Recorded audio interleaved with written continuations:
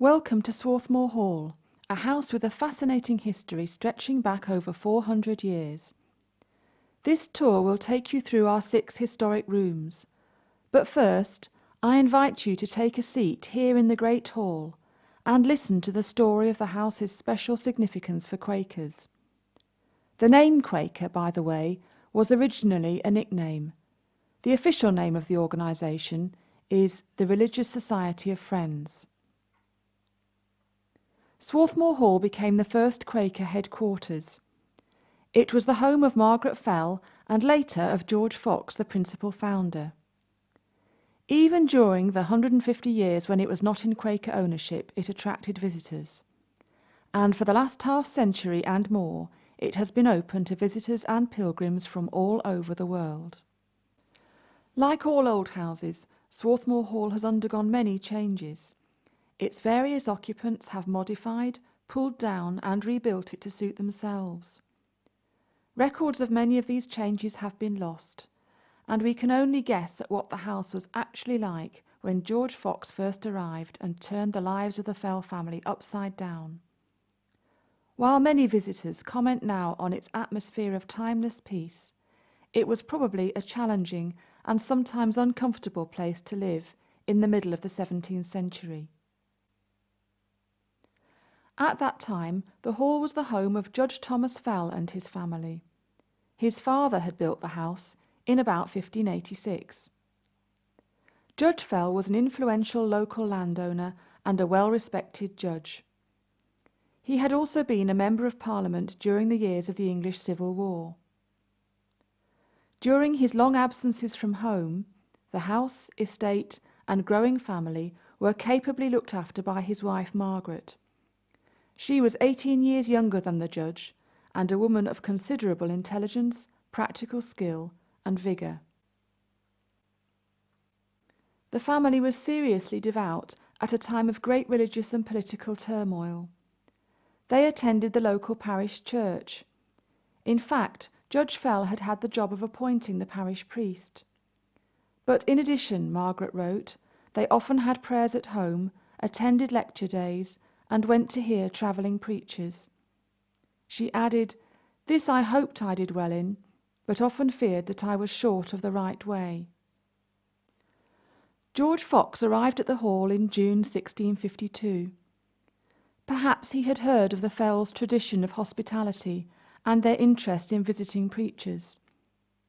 For the previous 5 years or so, he had been proclaiming his message to all who would hear him, the message that everyone could experience the Spirit of Christ inwardly, and that the trappings of established religion, buildings, symbols, and the priesthood were not only unnecessary, but actually corrupting. These ideas, together with his dangerous ideas of equality, made him unpopular with the authorities, and he had already been persecuted and imprisoned. But by the summer of 1652, his movement was gaining strength. 2 weeks before his arrival at Swarthmoor, he had preached to a large group of like-minded people calling themselves the Westmoreland Seekers on a hillside outside Sedbergh, and according to his journal, over 1,000 people joined him that day.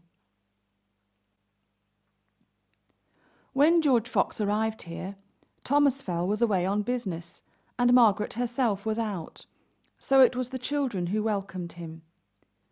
George Fox was accompanied by a couple of friends and soon followed by the local parish priest, William Lampitt. George Fox had no time for priests, even those like Lampitt, who were at the independent Puritan end of the religious spectrum. According to his journal, the two had a violent disagreement. When Margaret arrived home, she agreed to meet and listen to George Fox. She tells us in her own account that they went together next day to the church for a lecture day at which George Fox spoke, challenging his listeners about the reality of their experience of God. "You will say, Christ says this and the apostles say that," he said. "But what can you say? Are you a child of light and have walked in the light? What you speak, is it inwardly from God?" Margaret Fell was convinced. "This opened me so that it cut me to the heart," she wrote. Then I saw clearly that we were all wrong. So I sat me down in my pew again and cried bitterly. I cried in my spirit to the Lord, "We are all thieves, we are all thieves. We have taken the Scriptures in words and know nothing of them in ourselves." Over the next few weeks, George Fox travelled all over Furness, convincing many people and upsetting many others. When Judge Thomas Fell eventually arrived home, the priest William Lampett sent a group out to meet him on the sands of Morecambe Bay to tell him that his whole household had been bewitched. This was a serious charge in those days, and Thomas Fell the lawyer would have known this. His wife wrote of her own nervousness at his homecoming. "And any may think what a condition I was like to be in, that either I might displease my husband or offend God." But Thomas Fell was an exceptionally tolerant man for his time, and he had a deep respect and affection for his wife. So he agreed to listen to George Fox. He did not join the Quakers himself. He may have recognized that he would be in a better position to support and defend them if he did not put his own status and position in danger. He allowed Quakers to use his house as a meeting place, but he himself continued, for a while at least, to attend Ulverston Church. He died in 1658, and Margaret Fell wrote about him as "a tender and loving husband to me, and one who served God in the best way known to him." Quakers have increasingly recognised Margaret Fell's importance in the early days of the movement. Swarthmoor Hall was the centre of the growing Quaker network for the first 20 or 30 years. In her time, vast numbers of letters came and went from the hall, many carefully copied out by hand. Here, Quakers planned missionary journeys, set up relief funds for the persecuted, and had the chance to rest. Margaret had 7 daughters, all of whom became Quakers and supported the work, though her one son did not. The place given to women in the Quaker movement seems to have allowed the daughters a freedom which was unusual for the times. They were able to take on responsibilities, to travel, and to marry beyond their immediate social circle. Margaret herself travelled widely on Quaker business. In 1660 she went to London to appeal to the newly restored King Charles II on behalf of imprisoned Quakers. It was at this time that she formulated a version of the famous Quaker peace testimony in an attempt to reassure the king that Quakers posed no political or military threat to him. But despite her appeals, widespread and bitter persecution did follow for Quakers and other dissenting groups, and Margaret herself was imprisoned more than once. 11 years after the death of Judge Fell, Margaret married George Fox. Though Swarthmoor Hall became his home, both he and Margaret continued to travel. So George Fox's longest stay at Swarthmoor was for a period of 21 months in the 1670s. He and Margaret saw each other for the last time in 1690, when she made the journey to London. Fox was by then in failing health, and he died 6 months later. He was buried in London, in Bunhill Fields burial ground. Margaret lived on at Swarthmoor, cared for by her youngest daughter Rachel. She died in 1702, aged nearly 88. She was buried in an unmarked grave in some brick burial ground on Birkrigg Common, a couple of miles from her home. Rachel Fell and her husband Daniel Abraham inherited the hall and then passed it on to their son John. He fell into debt and sold the hall in 1759 to Captain Lindow of Lancaster. It remained in the Lindow family for the next 150 years. During this time, it was occupied by a succession of tenant farmers and fell into a state of disrepair. A visiting schoolboy, William Fell, noted in his diary in 1777 that a great deal of the building had been pulled down. An American visiting in 1799 describes the hall as being in a ruinous condition, having gone much to decay. Another report a century later describes the hall as having the appearance of a third-rate farmhouse. The house and estate were sold in 1912 to Emma Clark Abraham, a direct descendant of Rachel and Daniel Abraham. She bought the hall with financial support from a group of Quakers, on the understanding that it would eventually be returned to Quaker ownership. Emma Clark Abraham carried out major repairs and renovations from 1912 onwards. She unblocked windows, rebuilt the balcony, and put up the entrance arch which bears her initials. She also extended and improved the southwest wing. Her original plans are still kept at the hall and give us some insights into life in the early 20th century. For example, what is now the car park had in her time a turning circle for horses and carriages. She repanelled the Great Hall and Judge Fell's study and did the carving herself. Emma Clark Abraham left the house to her nephew Edward Mitford Abraham, and in 1954 the hall and the 100 acres of surrounding farmland were finally bought for the worldwide family of friends. Since then the Quakers have employed first tenant farmers and then resident wardens, letting out the remaining living space as holiday accommodation. In the 1960s, the enormous but dilapidated long barn across the yard was pulled down. The 6 historic rooms were furnished in the style of the mid-17th century, and books, furniture and artefacts with a special place in early Quaker history can now be found here. In the late 1990s, a further extensive development project took place. The living accommodation in the hall was refurbished to provide modern holiday units and conference accommodation, and a new building, the Fell Barn, was built on the site of the original Long Barn. This comprises the warden's house, a large seminar room and kitchen, and accommodation for disabled holiday and conference guests. The vision which the Quakers of Britain yearly meeting have for the hall is that it becomes for the 21st century what it was for the Quakers and local community of the 17th century, a place of refreshment and a source of inspiration and challenge. Swarthmoor Hall today stands in pleasant lawned gardens. Behind the house is a wild flower meadow. This is spectacular in the spring with crocuses and daffodils. Alongside it runs the public footpath leading down over an old pack-horse bridge to the town of Ulverston. This path was rerouted by Emma Clark Abraham to bypass the hall grounds.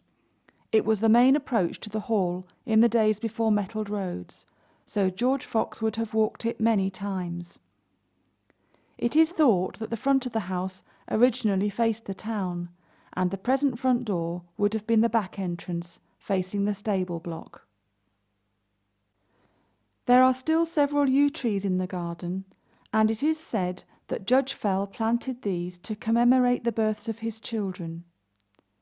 More recent additions are the millstones, brought to the garden by Edward Mitford Abraham, the nephew of Emma Clark Abraham.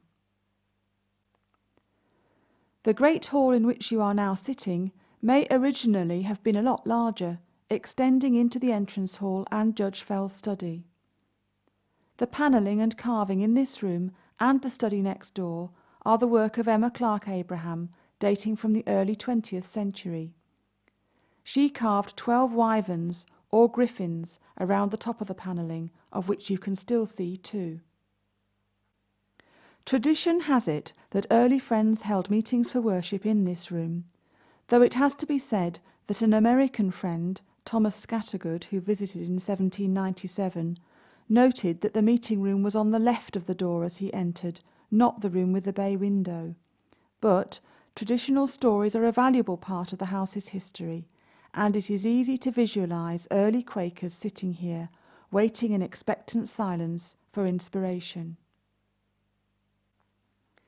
It may be that the Great Hall was also the communal dining room for family and staff of the hall and estate. As in the rest of the house, the furniture now in this room did not belong to the Fells, but has been collected here since the house returned to Quaker ownership in 1954. However, the family would certainly have owned similar furniture and artefacts. You may like to look at the big table. This is a gift from Swarthmoor College, Pennsylvania. It has a rough underside and a smooth top and is not fixed on its trestle. The table would have been turned over for rough work to save wear and tear on the polished side. It is from tables of this type that we get the expression, taking the rough with the smooth. The press cupboard or court cupboard on the right of the bay window was used for storage and has some fine carving, like many of the chests in the house. Heavily carved furniture was a status symbol in the 17th century. The fine Welsh dresser was also bought with money raised by American Quakers living in the UK. Note the hooded chair by the fireplace. This would have been necessary in a draughty house. The fireplace is in its original position, though the stonework has been renewed. Around the room we have several framed 17th century embroideries, as well as some crewel work hangings. On the window-sill you will see a number of Bellarmine drinking jars, with a caricature of the teetotal cardinal after whom they were named. Look out also for the 3 portraits of George Fox. The middle one portrays him at the age of 30, about the age he was when he first visited here. If you now go through the door in the far corner of the room, you will find yourself in a lobby. The outside door in this lobby was probably linked by an external staircase to the door on the first floor above. On the walls here are a number of pictures of the hall, including a copy of the earliest known picture, dating from the early 19th century. Now make your way up the steps into Judge Fell's study. Towards the end of his life, Judge Fell would sit a little way away from the Quaker meeting so he could hear what was being said. The traditional story told is that he would sit in this room when Quakers were meeting in the Great Hall. This room has been extensively rebuilt. Note the raised floor level. There is now a cellar underneath. The panelling and carving are again the work of Emma Clark Abraham. Her family crest is above the fireplace. On the panelling you will see a small copy of a reputed portrait of the judge. Sadly, there are no pictures of his wife, Margaret. The standing desk behind the door houses many early editions of books by Quaker writers, including George Fox's journal. A great Bible dating from 1541 is also kept here. This is one of the oldest artifacts in the house. This Bible was a gift from George Fox to the local meeting. It is one of the earliest complete Bibles in English and still has its chain. It would once have been chained into a church to discourage theft. The chair to the right of the fireplace is said to be that in which John Woolman, an American Quaker, died in the 1770s while visiting York. Woolman was deeply concerned with issues of equality and justice, a campaigner against the slave trade and for fair working conditions. You may also like to look at the travelling writing desk, of a kind transported on horseback. Around this room, and elsewhere in the house, you will see prints of engravings by Robert Spence, who was president of the Royal Academy at the turn of the 19th and 20th centuries. These prints relate to incidents in the life of George Fox as described in his journal. On your way out of the study, take a quick look at the 19th century reproduction of a portrait of Oliver Cromwell, who was Lord Protector of England during the 1650s. Thomas Fell died in the same month as Cromwell in 1658. He had supported Cromwell up to the time of the execution of Charles I. Cromwell and George Fox met several times, and Margaret Fell corresponded with him more than once. Now, retrace your steps through the Great Hall and into the entrance hall. Here you will see two pieces of stonework embedded in the wall by Emma Clark Abraham. We are not sure about their significance.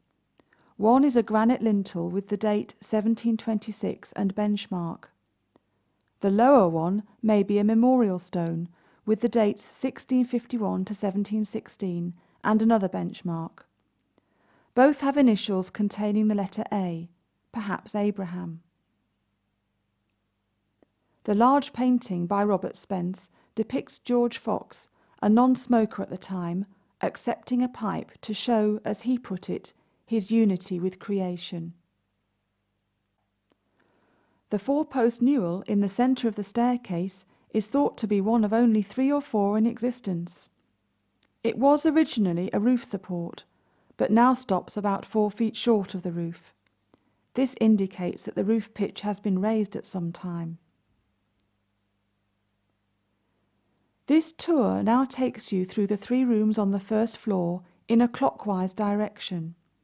So, at the top of the stairs, turn to your immediate left and make your way into what we know as Margaret and Thomas Fell's bedroom. This room has also been called Fell's office, and it is possible that Judge Fell sometimes saw legal clients here. Perhaps this was the setting for Thomas Fell's first meeting with George Fox. Visitors would have approached up the external stairway. The waiting porch is probably of a later date. The present panelling probably dates from 1700 to 1750, and the 15th or 16th century carvings around the fireplace were brought into the house at about that time. These carvings are very similar to those in the choir stalls at Cartmel Priory, and may have been done by the same travelling continental craftsman. Look for the Tudor roses, and for the face of the Green Man towards the top right of the fire surround. This ancient fertility symbol would not have been in the plans. The craftsmen carved it there on their own initiative. The big bed in this room is the one piece of original hall furniture, so it was here at the time of the Fells. It appears to have spent some time in a house in Workington belonging to the Lindo family who owned the hall in the 19th century, but it was returned when Emma Clark Abraham bought the hall. She removed the 2 footposts and split one of these, placing the 2 halves on either side of the fireplace in Judge Fell's study. The cradle under the window is dated 1690. It has 2 hatches, the lower one perhaps for inserting a warming pan or removing soiled bedding. However, the Fell babies certainly did not share a room with their parents, but would have been cared for by nurses elsewhere. On one of the window sills you will see a lantern with horned windows, and you will find a rushlight holder on top of the chest of drawers. Rushes dipped in cooking fat were put in the metal clamp, and the end was lit. This was a cheaper way of lighting the house than constantly using expensive beeswax. Another expensive commodity was salt, and you will see a salt box placed on the wall next to the fireplace. It was important to stop salt from getting damp, so it was kept near the fire. If you now make your way through the small door near the cradle, you will find yourself in a lobby with the door leading to the balcony on your left. George Fox is reputed to have preached from this doorway on his return from Ulverston Church with Margaret Fell. Ahead of you is Margaret Fell's room, which is also called the lodging room. Traditionally, this is the room used by Margaret Fell towards the end of her life. You can see that the panelling on the wall behind the bed has obviously been taken from another dwelling and fitted in here rather inexpertly. You will also see evidence of a doorway, now blocked up, leading into the next room. The bed in this room is a good example of a full tester. It is in fact over 6 feet long, but looks smaller and is certainly narrower than a standard double. The carving on the headboard does not extend right down to mattress level. People slept propped up on big bolsters and did not want to pay for carving that would not be seen.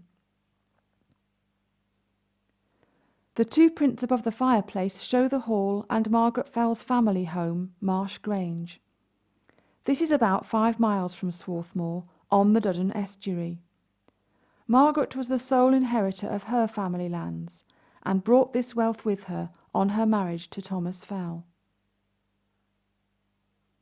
To the side of the bay window is a print of a famous picture by the American artist Benjamin West. It shows William Penn's meeting with the American Indians. William Penn knew George Fox well and wrote the famous preface to George Fox's journal. William was the son of an admiral and became an embarrassment to his family when he became a Quaker. King Charles II gave the family some land in America, and it was the king's idea that it should be called Pennsylvania. William ran Pennsylvania for a number of years along Quaker principles. The colony attracted many different dissenting groups because Penn had a policy of religious tolerance which was unique even in the New World. It has been said of his agreement with the American Indians that it is the only treaty that was never sworn to, since Quakers didn't take oaths, and never broken. In this room, you will also see examples of 19th century Quaker bonnets and clothing. You can compare them with the picture of Elizabeth Fry on the landing. Elizabeth Fry is perhaps the most famous of all British Quakers, and her portrait is now on the back of the £5 note. In the early part of the 19th century, she worked tirelessly for prison reform. Her influence was so great that crowned heads from all over Europe came to her funeral. As a child, she was one of a large family of lively girls, and she wore purple boots with red laces to Quaker meeting. But she married into what was by then known as a plain Quaker family with a sober dress code. The bonnets by the window are typical of this. It should be said that this fashion and other rules of social behaviour are typical of a movement among 18th and 19th century Quakers. In Margaret Fell's time there were no conventions of this kind, and Margaret saw these trends developing towards the end of her life. She stood out for freedom and for individual conscience, calling the new fashions a silly poor gospel. We know that she and her daughters enjoyed bright colours and other adornments. Leaving this room by the door leading onto the landing, you will find on your left George Fox's room. We call it this because it contains a number of artefacts owned by him. The most prominent of these is his travelling bed. This was given to him by Quaker plantation owners in Barbados. Fox travelled there and along the east coast of America in the early 1670s.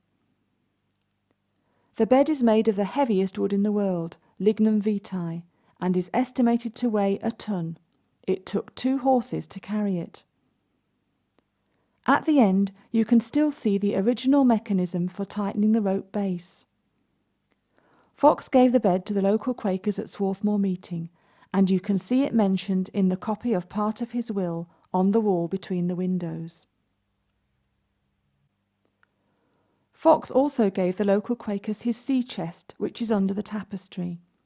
He suggested that it should continue to hold bottles containing liquor or drink, if any should be faint.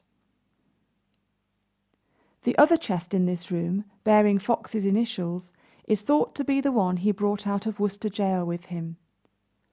On his return from America, he was arrested on his way to Swarthmoor Hall, and it took 2 appeals from Margaret Fell and William Penn to release him.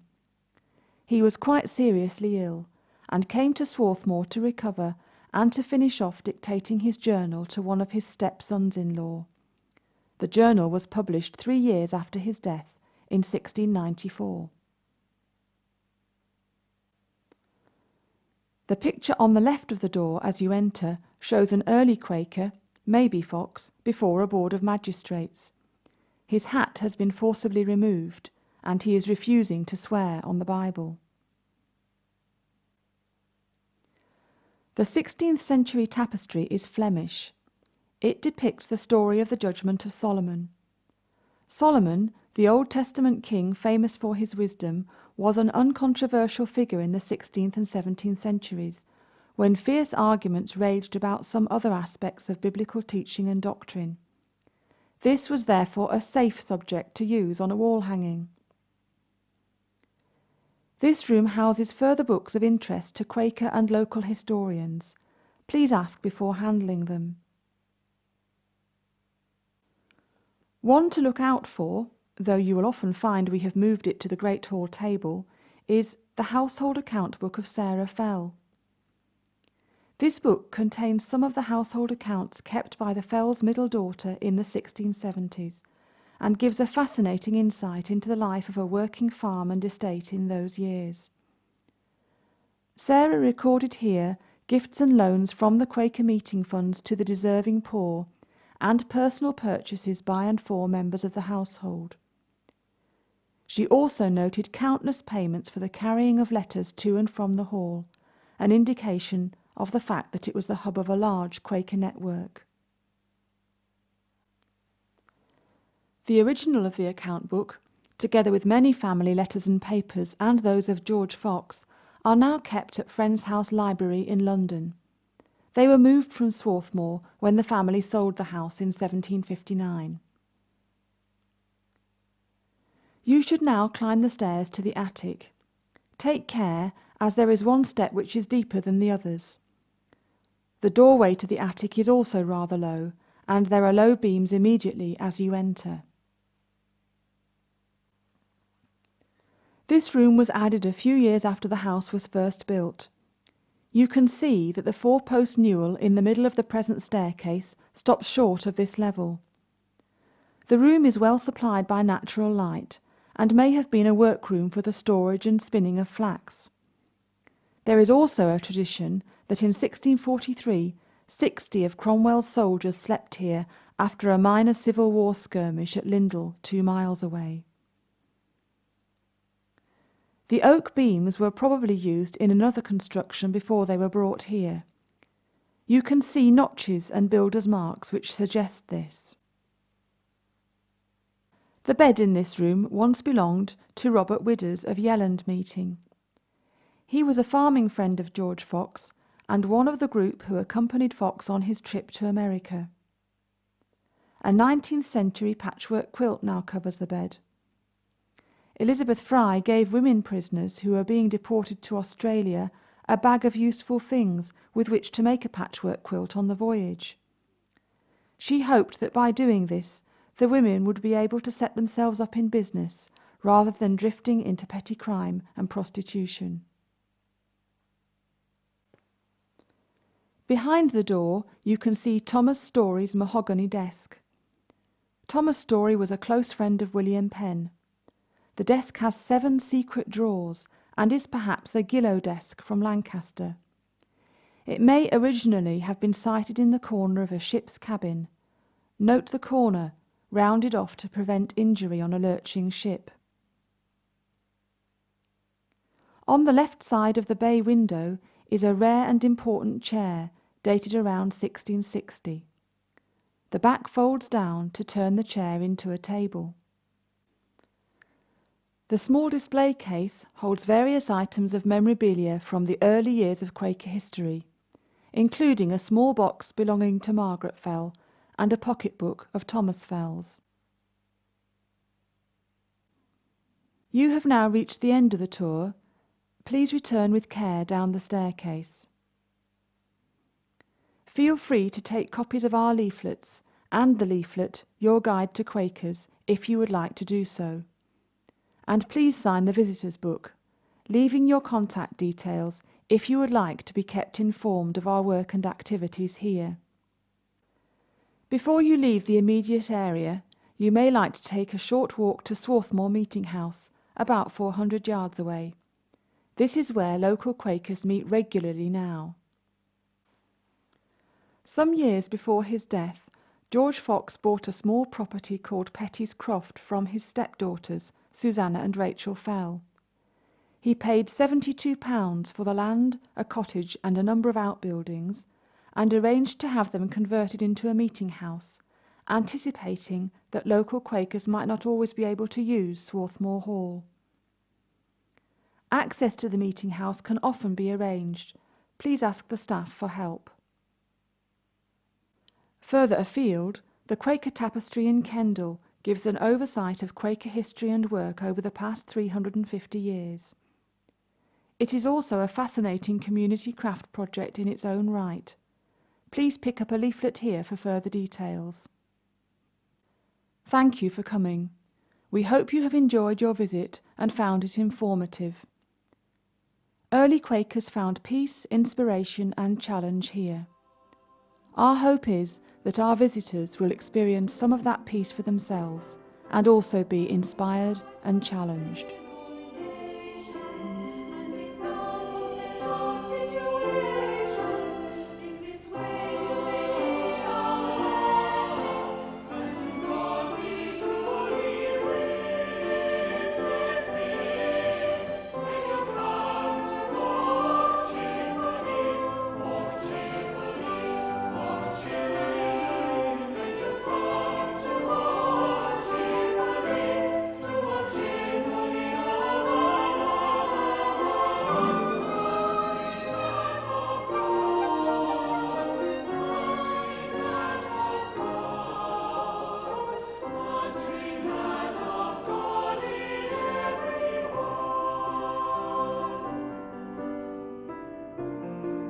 The song Let All Nations by Paul Leddington Wright uses words taken from George Fox's writings. It was specially written for BBC Songs of Praise in 2002 and is used here with the composer's kind permission.